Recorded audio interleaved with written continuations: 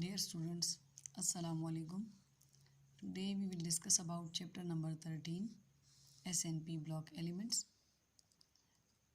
Today the topic of our discussion is bond enthalpy. So first we will discuss about the introduction of the bond enthalpy and then the bond enthalpy in halogens, and then after halogens we will discuss the bond enthalpy in hydrogen halides. So we discussed this topic from the textbook of chemistry for grade 12 from page number 35 and 36. Here is I will discuss it from these pages about the bond enthalpy.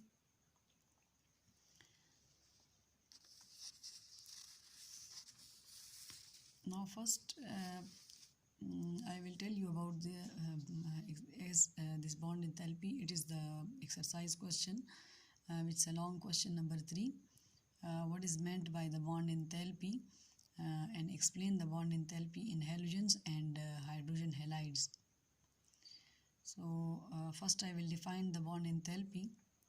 Bond enthalpy is actually it is the energy which is required to break a chemical bond. यानी हम simple words में इस तरह से कह सकते हैं कि बॉन्ड एंथैल्पी जो है वो हमारे पास वो एनर्जी है जो कि एक केमिकल बॉन्ड को ब्रेक करने के लिए रिक्वायर होती है। जैसे कि आप पहले से जानते हैं कि एंथैल्पी का मतलब है हीट कंटेंट। इसी तरह हम बॉन्ड एंथैल्पी को इस तरह से भी डिफ़ाइन कर सकते हैं कि it is the amount of heat which is required to break 1 mole of a covalent bond to form individual atoms.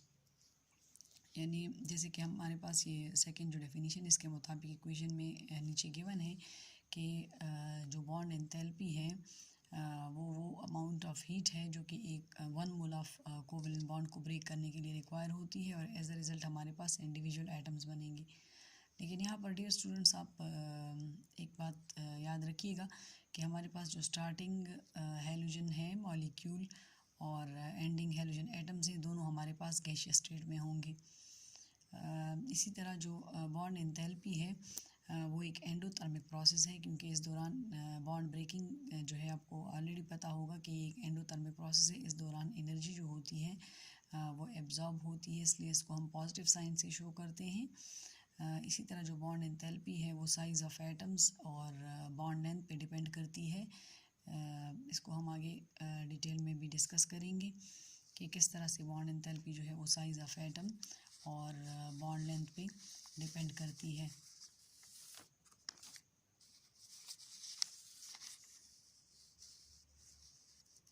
अब जैसे कि जनरली हम इसको बॉन्ड एंथैल्पी को इस इक्वेशन से शो कर सकते हैं, तो इस तरह हम कॉमनली फॉर एग्जांपल जैसे कि हम क्लोरीन ले सकते हैं, क्योंकि हम हैलोजेंस में बॉन्ड एंथैल्पी डिस्कस करने जा रहे हैं।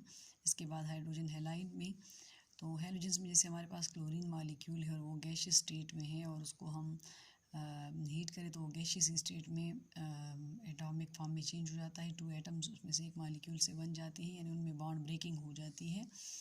अब हम बॉन्ड एंथैल्पी ऑफ हैलोजेंस का ट्रेंड डिस्कस करेंगे कि हमारे पास जो टॉप टू बॉटम है यानी वो बॉन्ड एंथैल्पी इंक्रीज़ होती है या डिक्रीज़ होती है। इसी तरह बॉन्ड एंथैल्पी का और बॉन्ड लेंथ का आपस में जैसे क्या रिलेशन है। सो डियर स्टूडेंट्स, जैसे कि आपको ऑलरेडी पता होगा कि जब हम एक ग्रुप में टॉप टू बॉटम जाते हैं तो हमारे पास साइज़ ऑफ एटम इंक्रीज़ होता है।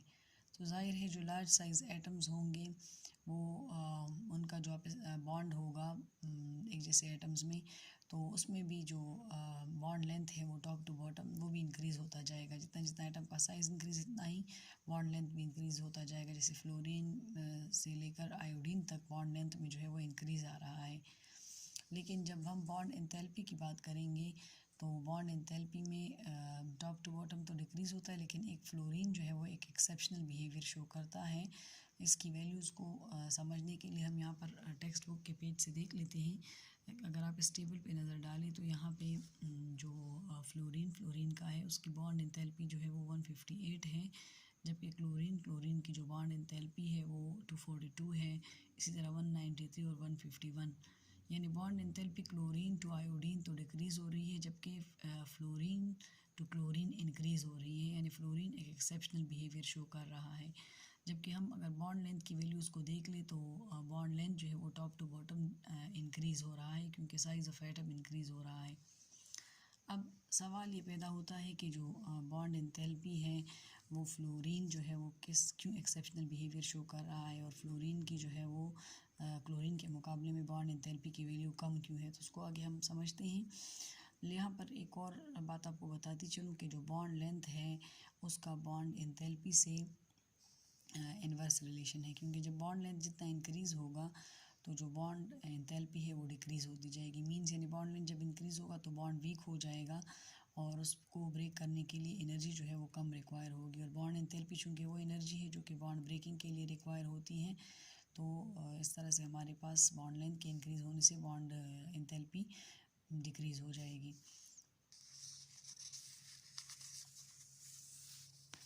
अब यहाँ पर हमारे पास जैसे फ्लोरीन का मैं कह रही थी कि हम अभी मैं एक्सप्लेन कर रही हूँ उसको कि क्यों फ्लोरीन की जो बॉन्ड एंथैल्पी है वो क्लोरीन के मुकाबले में कम है, या क्लोरीन की जो बॉन्ड एंथैल्पी है वो फ्लोरीन के मुकाबले में ज़्यादा है।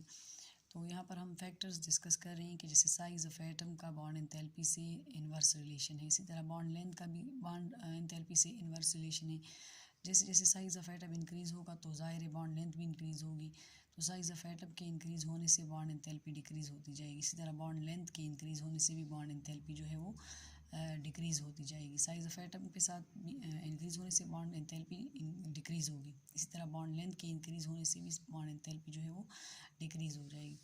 अब ये जो एक्सेप्शनल केस है यहाँ पर, जैसे कि इस ग्राफ से आपको शो हो रहा है, वाई एक्सिस पे आपके पास बॉन्ड लेंथ एंथैल्पी गिवन है, जबकि एक्स एक्सिस पे हमारे पास हैलोजन एलिमेंट्स हैं मॉलिक्यूलर फॉर्म में, जिसको हम जनरली x2 से शो करते हैं। लेकिन यहाँ पे हम जैसे उसको फ्लोरीन, क्लोरीन, ब्रोमीन, आयोडीन के मॉलिक्यूल्स हैं, तो पहले फ्लोरीन टू क्लोरीन ये इंक्रीज़ शो हो रहा है, लेकिन जो आगे क्लोरीन टू आयोडीन है वो दोबारा डिक्रीज़ हो रहा है। तो इसकी वजह क्या है डियर स्टूडेंट्स? असल में इसकी जो रीज़न है वो ये है, due to small size of the fluorine atom the repulsion of electron occur in the fluorine atom. Actually fluorine का जो साइज़ है वो चूँकि टॉप ऑफ द ग्रुप पे मौजूद है, उसका साइज़ सबसे कम है, जिसकी वजह से उसके इलेक्ट्रॉन्स में रिपल्जन हो जाएगी। जब रिपल्जन्स होंगी तो उसकी जो वो है बॉन्ड ब्रेकिंग जो है उसके लिए कम एनर्जी रिक्वायर होंगी फ्लोरीन की बाकी एटम्स के मुकाबले में। इसलिए फ्लोरीन की जो बॉन्ड एंथैल्पी है वो क्लोरीन से या बाकी क्लोरीन के मुकाबले में हम कह सकते हैं कि वो कम हो जाएगी।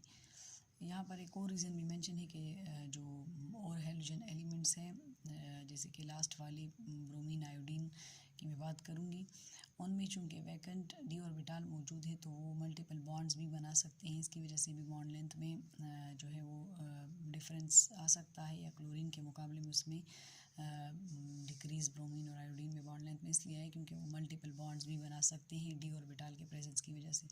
जबकि फ्लोरीन में जो डी ऑर्बिटल है वो नहीं होता, इसी तरह क्लोरीन में भी नहीं होता। लेकिन अगर हम क्लोरीन के साथ बाकी उसका कंपैरिजन करें तो उनमें डी ऑर्बिटल मौजूद होता है, जिसकी वजह से वो मल्टीपल बॉन्ड्स बनाती है, तो उनकी जो बॉन्ड एंथैल्पी, बॉन्ड लेंथ जो है वो बॉन्ड एंथैल्पी जो है वो डिक्रीज़ हो जाएगी।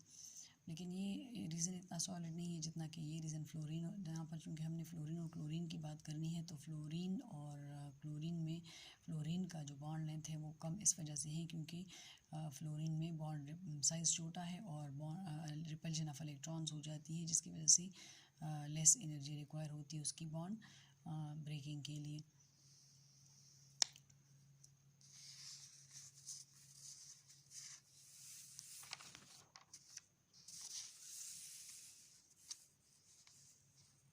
अब यहाँ पर नेक्स्ट हम बॉन्ड एंथैल्पी इन हाइड्रोजन हैलाइड्स डिस्कस कर लेंगे। तो उसकी रीज़न यहाँ पर गिवन है, उसको एक्सप्लेन करने से पहले मैं आपको बुक में पेज नंबर 36 पे एक टेबल गिवन है, वहाँ से उसकी वैल्यूज़ हम देख लेते हैं। जैसे कि यहाँ पे डियर स्टूडेंट्स अगर आप देख लें इस टेबल को, तो बॉन्ड एंथैल्पीज़ ऑफ हाइड्रोजन हैलाइड्स यहाँ पे आपको गिवन है। तो ये 568, 432, यानी इसमें बॉन्ड एंथैल्पी में डिक्रीज़ आ रहा है क्योंकि बॉन्ड लेंथ इंक्रीज़ हो रही है। पहले भी मैंने आपके साथ डिस्कस किया है कि बॉन्ड लेंथ का और बॉन्ड एंथैल्पी का इन्वर्स रिलेशन है। तो इसकी वजह रीज़न क्या है कि बॉन्ड एंथैल्पी जो है हाइड्रोजन हैलाइड्स में यानी टॉप टू बॉटम जो है वो डिक्रीज़ हो रही है। जैसे कि वैल्यूज़ से हम टेबल से हमने देख लिया है, तो रीज़न इसकी ये है कि the atomic size of halogens it increases down the group, so the bond length between the hydrogen and halogens it also increases with increase in the size of halogen atom. So thus hydrogen halides the bond becomes weaker from HF to HI, and hence the bond enthalpy is also decreased from HF to HI. यानी हम इस तरह से कह सकते हैं जैसे कि पीछे भी हमने डिस्कस किया कि size of atom top to bottom increase हो रहा है हैलोजन का. तो जितना जितना साइज़ ऑफ हैलोजन इंक्रीज़ होगा, क्योंकि हाइड्रोजन तो सेम है हैलोजन एसिड्स में या हाइड्रोजन हैलाइड्स में, तो हैलोजन के साइज़ इंक्रीज़ होने से बॉन्ड लेंथ भी इंक्रीज़ हो जाएगा, जिसकी वजह से बॉन्ड लेंथ के इंक्रीज़ होने से वो बॉन्ड चूँकि वीक हो जाता है जितना साइज़ बड़ा होता है, तो अब उस पर जो ब्रेकिंग के लिए एनर्जी कंज्यूम होंगी या एब्जॉर्ब होंगी बॉन्ड एंथैल्पी जिसे हम कहते हैं, तो वो कम लगेगी, तो वो भी डिक्रीज़ हो जाएगी. यानी टॉप टू बॉटम हमारे पास हाइड्रोजन हैलाइड के केस में अगर हम डिस्कस करें तो बॉन्ड एंथैल्पी डिक्रीज़ हो जाती है. अब यहाँ पे हम बॉन्ड एंथैल्पी के बेस पे स्टेबिलिटी ऑफ हाइड्रोजन हैलाइड भी डिस्कस कर सकते हैं. जैसे यहाँ पे मैंने मेंशन किया हुआ है कि stability of hydrogen halide it depend on their bond enthalpy. Like higher the value of bond enthalpy more will be the stability of the hydrogen halide. Like hydrogen halide, अब यहाँ पर कुछ एग्जांपल्स गिवन है proof के लिए. जैसे कि हमने यहाँ पर बात की कि हाइड्रोजन हैलाइड्स जो है उसकी जो स्टेबिलिटी है वो बॉन्ड एंथैल्पी पे डिपेंड करती है. जैसे बॉन्ड एंथैल्पी अगर ज़्यादा होगी उसकी वैल्यू, तो इसका मतलब ये होगा कि बॉन्ड जो है वो स्ट्रॉन्ग है, बॉन्ड लेंथ उसकी कम है और वो मोर स्टेबल है. उसकी ब्रेकिंग के लिए ज़्यादा एनर्जी रिक्वायर्ड है जो कि बॉन्ड एंथैल्पी है, मोर बॉन्ड एंथैल्पी होंगी. यहाँ पे इसकी प्रूफ के लिए कुछ एग्जांपल्स गिवन है जो कि मैंने बुक से ली हैं. नंबर 1 है कि hydrogen iodide is easily decomposed by introducing a red hot wire into a test tube of a gas. यानी कहते हैं कि हाइड्रोजन आयोडाइड का जो बॉन्ड है वो इतना वीक है कि अगर आप एक जस्ट रेड हॉट वायर उसमें ऐड कर दे टेस्ट ट्यूब में जहाँ पे हाइड्रोजन आयोडाइड मौजूद है, तो वो डिकम्पोज हो जाए, उसकी ब्रेक डाउन हो जाएगी. सेकेंड जो है HBr मे और may not decompose depending on the temperature of the wire. जबकि HBr जो है वो इतनी आसानी से डिकम्पोज नहीं होगा क्योंकि उसका बॉन्ड जो है वो HI के मुकाबले में थोड़ा स्ट्रॉन्ग है. जबकि HF एंड HCl जो है वो बहुत स्टेबल है, तो इवन अगर आप उसको हीट भी कर ले तो वो डिकम्पोज नहीं होंगे. यानी हम कह सकते हैं कि हमारे पास जो हाइड्रोजन हैलाइड है HF जो है वो मोर स्टेबल है, जबकि जो HI है वो लेस स्टेबल है. अब यहाँ पर हमारे पास हम जो है स्टेबिलिटी ऑर्डर ऑफ हैलोजेंस जैसे कि हमने पहले पढ़ा, तो क्लोरीन की चूँकि ब्रोमीन से ज़्यादा है तो हम क्लोरीन को पहले रखेंगे बॉन्ड इस ऑर्डर में, इसके बाद फिर ब्रोमीन, फिर फ्लोरीन, फिर फ्लोरीन. ईटा के लिहाज से ये बहुत इंपॉर्टेंट है, तो इसको इस तरह से आपने याद रखना है कि स्टेबिलिटी ऑर्डर जो है इस तरह से है, क्योंकि फ्लोरीन की बॉन्ड एंथैल्पी ज़्यादा है ब्रोमीन से और ब्रोमीन की ज़्यादा है फ्लोरीन से, फ्लोरीन की ज़्यादा है आयोडीन से. पीछे आपको मैंने ग्राफ में भी शो किया हुआ था. अब इसी तरह से हम trend of bond enthalpy of hydrogen halide भी डिस्कस कर सकते हैं, क्योंकि ये भी डिक्रीज़ होती हैं टॉप टू बॉटम. इसको यहाँ पर ग्राफ से भी शो किया हुआ है और इसका ऑर्डर भी हम बना सकते हैं. आगे आपको मैंने एप्लीकेशन में मेंशन किया हुआ है. अच्छा, अब यहाँ पर कि why the bond enthalpy decreases down the group, इसको थोड़ा सा in case of hydrogen halide हम ये थोड़ा सा रीज़न से इसको डिस्कस कर लेते हैं कि इसकी रीज़न क्या है. जैसे पिछले केस में भी हमने रीज़न डिस्कस किया है. Due to increase in atomic size of halogen, एक तो जो हैलोजन है उसका साइज़ इंक्रीज़ हो जाता है. इसके अलावा जो बॉन्डिंग पेयर ऑफ इलेक्ट्रॉन है it become more distant from the nucleus which result in decrease in attractive forces. जैसे कि यहाँ पर मैंने मेंशन किया because both atoms they attract the bond pair toward each other due to which it becomes distant from nucleus. जैसे कि electron pair या bond pair यहाँ पे गिवन है, तो हैलोजन और हाइड्रोजन दोनों उसको अट्रैक्ट कर रहे होते हैं, जिसकी वजह से वो न्यूक्लियस से ये बॉन्ड पेयर जो है ये दूर हो जाता है, जिसकी वजह से अट्रैक्टिव फोर्सेस में जो है वो कमी आ जाती है.